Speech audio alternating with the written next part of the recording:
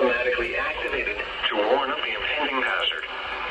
Tests of these receivers normally are conducted by the National Weather Service every Wednesday between 11 a.m. and noon. When there is a threat of or existing severe weather in the area on Wednesday, the test is postponed until the next good weather day.